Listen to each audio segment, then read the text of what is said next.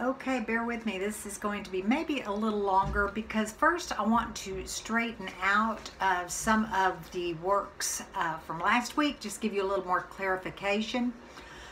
First of all, as to Phillis Wheatley's poem, most of you did a pretty good job. I just want to make one point very clear.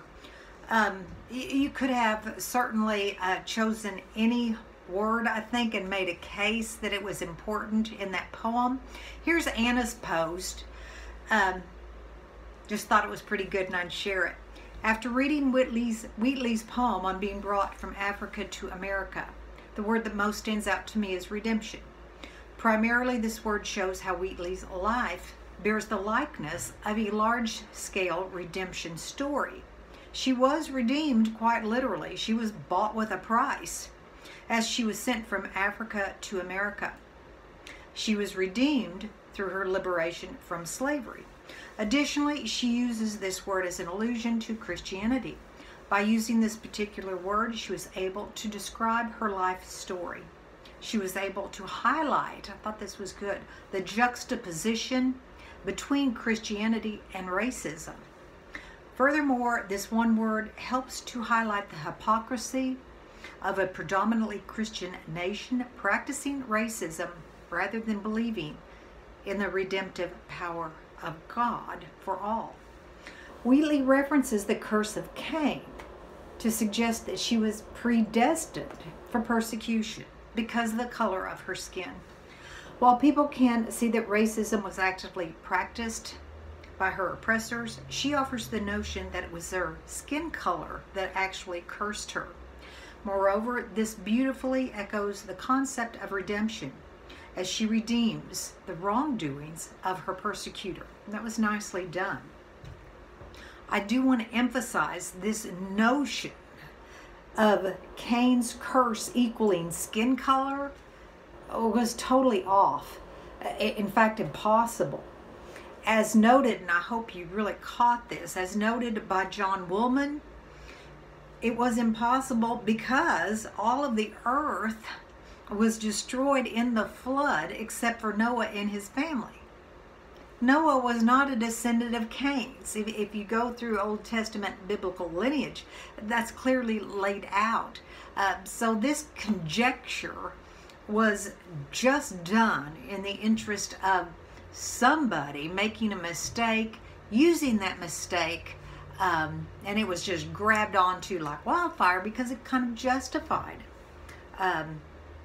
the slave trade, which was absolutely horrible.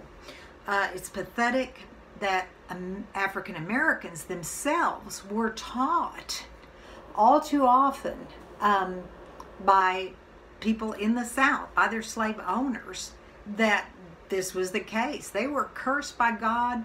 It's in the Bible. Therefore, you have to be slaves and there's nothing wrong with it. It was illogical. It was impossible. And it was just downright shameful. And I always think it's so sad when you read Phillis Wheatley's poem that she had actually been taught this and believed it, that her race had been cursed. Nonetheless, God was forgiving. Certainly, at least per my individual perspective, the latter is true. The first is simply not. And that was a horrible use of the biblical passage in error to justify something people wanted to justify. On to Rip Van Winkle. Sometimes if you read a story and you need a little help, a real quick way to do it for analysis is just to put in the title of the story, add the word analysis, and see what pops up. To really get the full gist of this story, you've got to read it as an allegory. I think I mentioned that last week in the lecture. And again, an allegory is a story within a story. It has a surface story, and then it has a hidden layer underneath. And it's really the layer underneath that is the true story. For example, a surface story might be about two neighbors throwing rocks at each other's homes, but the hidden story would be about war between two countries. Some allegories are subtle, some are more obvious. In most allegories, the hidden story has something to do with politics, religion, or morality. Well, certainly this is a story of politics. Rip Van Winkle is a political allegory. So very quickly, what are these allegorical elements in the story? Rip is not really Rip. He is a symbol as to what the British thought about the American colonists, that they were kind of uneducated, they were lazy farmers, they weren't really interested in anything intellectual, they were just kind of dumb and lazy. They were kind of like lovable little neighbors that you didn't have to worry about very much. Dame Van Winkle in this story is symbolic of the British, who wanted to control everything and everybody. No one much liked him. And when Rip returns after his 20-year sleep, she is no more. The old village, the village we first see as readers, is run down, and the passive inhabitants are kind of passive. All they do is gossip. That's their big entertainment. Well, again, when Rip comes back, the new village has changed. It's prosperous, lively. The people are all discussing politics, and they are very much involved in the new idea of democracy. The sign above the old tavern, the inn, it indicates change. It's totally symbolic of the word change. And if you go through the story and underline every time the word change is used, you'll find it used a lot. So, of course, originally the sign had a picture of King George. Now it has another George on the front of it, George Washington. The debate underway is symbolic of democracy itself. Are you going to vote Federalist? That would be the party of Alexander Hamilton, more in favor of a bigger government, a federal government of all the colonies. Or are you going to vote for a Democrat, in this case Thomas Jefferson, who very much distrusted government, wanted it kept at a more local level. It's interesting how words have certainly shifted in time, and parties have shifted in time. So your Federalists today would be more probably connected with the Democratic Party, and the Democratic Party at Jefferson's time would be more likely Republican or maybe even Libertarian, because Jefferson simply preferred that government which would govern best is one that governs least. A very, very small interfering government. The tale itself, the whole story, well, again, change. It was originally an old Dutch-German kind of tale, reinvented and set in the Catskill Mountains in an American village with heroes of the Revolution being discussed. There's Congress, there's politics. It's a new story. It's an American one. And certainly the theme or narrative argument, the story's argument, America has changed. You better get in step and wake up, or you're going to miss a heck of a lot. Okay, on to this week.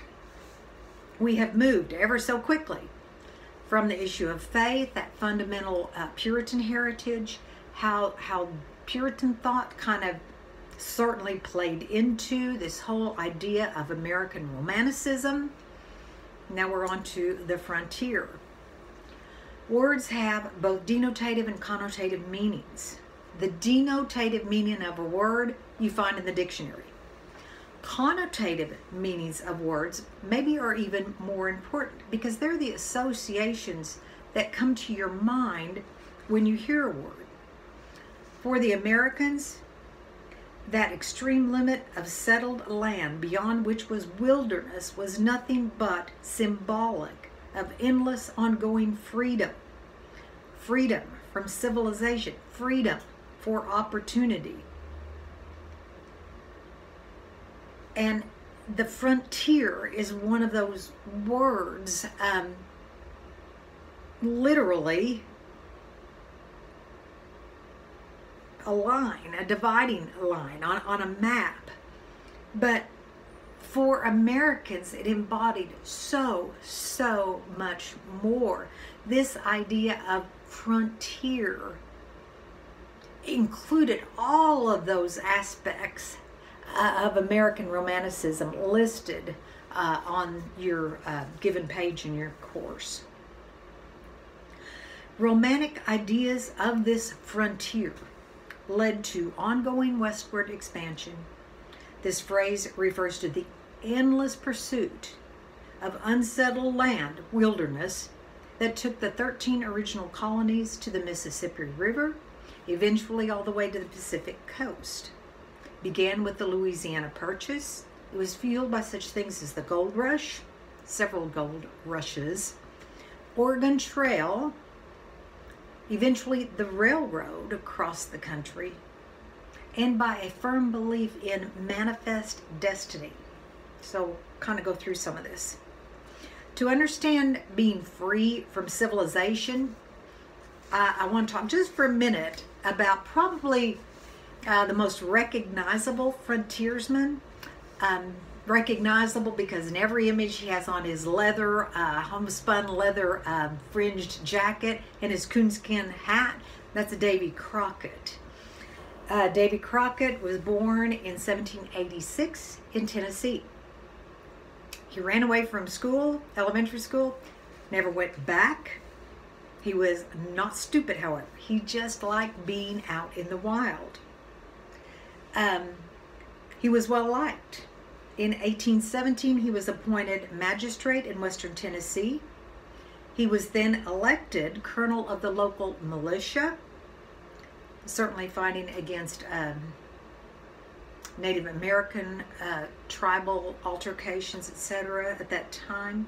He was later elected to the Tennessee State Legislature and finally to Congress. In Congress, Crockett mainly focused on, and his big fight was that squatters, people who simply came to these open lands, could keep the land they settled and freely live on it. The Whig Party, another political party of the day, kind of wanted to suck him in and use him as the face of their party. What a great image, this frontiersman. And they wined and dined him. They gave him gifts.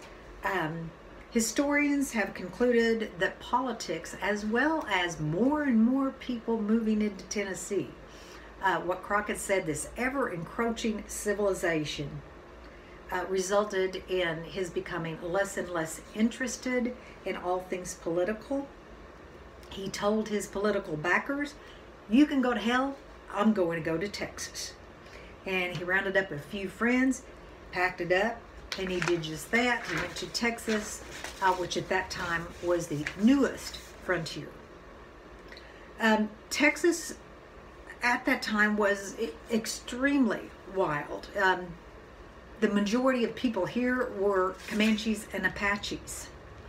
It was very thinly populated by Mexicans, and at that time was under the control of the Republic of Mexico. It was a territory. Mexicans couldn't get Mexicans to come to these wild lands, so they opened the territory up to Anglo-American settlers, called them impresarios, and paid them if they could get people from America to come and live in the territory and civilize it. Long story short, eventually enough people were here that they began resenting the control and the ever-increasing taxation without representation, here we go again, that they were being faced with the Mexican government. So we ended up with battles with Santa Anna, Alamo, Goliad, San Jacinto, and finally the Republic of Texas was established. Such freedom fighters, such frontiersmen as Davy Crockett, Jim Bowie, William Barrett Travis came to this frontier known as Texas. They died at the Alamo. Why? Because they were convinced that freedom from oppression and the opportunities for the individual in settlement of the wilderness was a worthwhile dream. They believed, as did the vast majority of Americans, in the idea of manifest destiny. John O'Sullivan introduced this term in an article in 1845 in the Democratic Review. The idea caught on, became very popular. The first essay, O'Sullivan expressed this romantic vision of America's place in the world. It was used as the touchstone in 1845 in an article where he actually first introduced that term, and I'm quoting him. "The far-reaching, boundless future will be the era of American greatness. In its magnificent domain of space and time, the nation of many nations is destined to manifest to mankind in the world the excellence of divine principles, to establish on earth the noblest temple ever dedicated to the worship of the Most High, the sacred and the true. Its floor shall be a hemisphere, its roof the firmament of the star-studded heavens, and its congregation the union of many republics comprising hundreds and hundreds of happy millions, owning no man master, but governed by God's natural and moral law of equality, of peace and goodwill amongst men." Boy, if that isn't an American romantic statement, there's not one. He captures all of that lofty idealism, individualism, the idea that the wilderness is here for Americans to conquer, to explore, to uplift. And all of it, of course, sanctioned by God's design. Well, people everywhere began to get curious about this endless westward expansion. So travelogues became an important aspect of American literature. A travelogue is simply a recording of an individual's travels. Now, that may sound a bit boring to us today, but again, we've got to keep it in historical context. No movies, no social media, no Amazon, I'm hooked. You had nothing to entertain you except books and adventures. And certainly these travelogues that recorded tales of unknown places in the wilderness, again, this Wild West, this frontier, were hugely successful. You're going to read two very short excerpts from travelogues this week. One by Francis Parkman, who lived from 1823 to 1893. He is best known as the author of the Oregon Trail, and he was considered one of America's best historians. Certainly his pivotal work is considered a classic of American literature. Your other travelogue, Mark Twain, who lived from 1835 to 1910. Samuel Langhorne Clemens, known by his pen name, Mark Twain. He was an American writer, a humorist, entrepreneur, publisher, lecturer. He was lauded as the greatest humorist in the United States. William Faulkner called him the father of American literature. I surely do hope that someday you read The Adventures of Tom Sawyer to your children. It's a children's work. More importantly, that you read The Adventures of Huckleberry Finn yourself.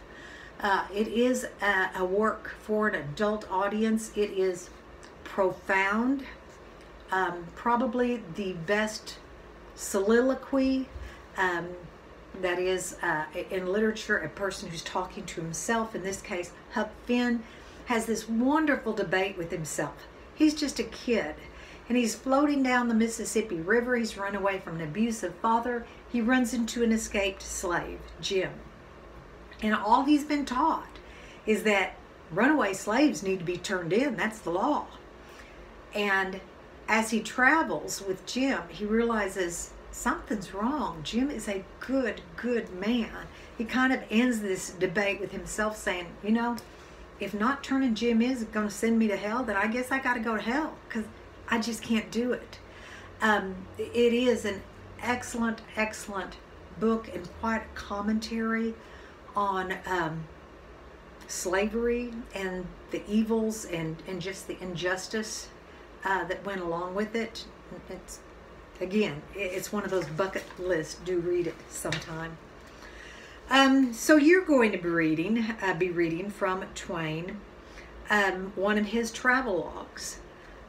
In addition to everything else, he was a traveling man. He went all over the world, wrote books, a very successful book about his travels in Europe and in the Holy Land. Went to Israel before it was Israel. I mean, it was nothing.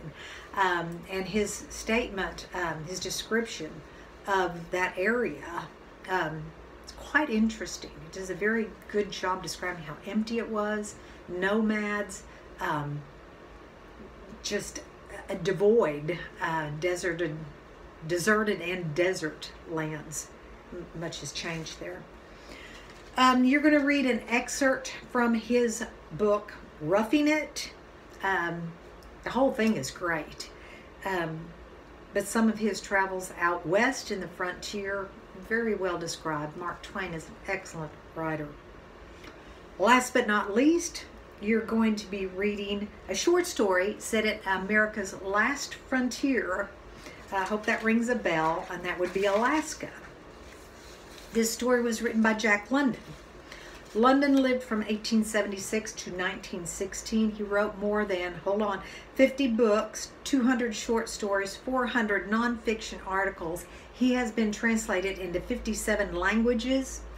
His literature includes socialist protests, science fiction fantasies, anthropological romances, utopian writings, agronomical tracts, ecological essays, hoboing tales, he was a bum for a while, prize-fighting accounts, apocalyptical imaginations, autobiographical portrayals, dog stories, which are really stories of philosophy, and sea sagas. He also worked on a sailing vessel at one time. He was the first American author to make $1 million strictly off of his writing. That's about 1918. Maybe 1910. He would have accumulated $1 million. That would be pretty much like 30 million today. So, he was very well read. His major works, Call of the Wild, White Fang, and The Sea Wolf, have been adapted to films numerous times. Jack London once said, "Life is not a matter of holding the good cards. Sometimes it's just playing a bad hand well." So he certainly believed in the power of the individual. Again, that notion of the American dream. You can be dealt a bad hand. And he was. He was born into immense poverty. He was a bastard. That word at that time was damnable. As I mentioned, he ended up, he was a pirate oyster. He was a hobo, a bum, and one of the 100,000 young men who went to the Klondike in Yukon Territory during the Klondike Gold Rush, 1896 to 1899. A lot of those young men died. And the Klondike, Yukon, well, today we would call it Alaska, but it wasn't yet a state. So it was just a territory, wild territory, frozen territory.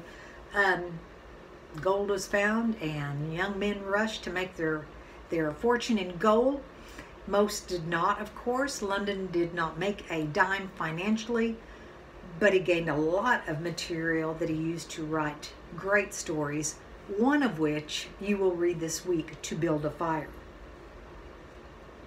Now, I need you to focus on one thing as you're reading this story, because students sometimes go, I don't get how this is romantic. How is this American romanticism? Because it shows a man, an individual, and he is alone. who strikes out on his own and fails. How does that extol the individual? Well, several times in the story, the narrator, who is London, he's writing, the narrator's voice says again and again, the man could not think. He was devoid of imagination. So had the man, back to American Romanticism and the power of the imagination, the ability to dream and see what's coming, had he had an imagination, he could have succeeded. He just flat didn't. So kind of keep that in mind as you're reading the story this week. It's pretty good. Highly descriptive. London has been considered one of the best American writers when it comes to imagery. You will see and hear and taste and smell, touch. Woo. All of 5 senses are covered and well utilized. Description is just exceptional. Okay, so that kind of reviews a little bit of last week and sets you up for this week. Do have a happy Thanksgiving and stay safe, and don't hesitate to contact me if you have questions. Bye.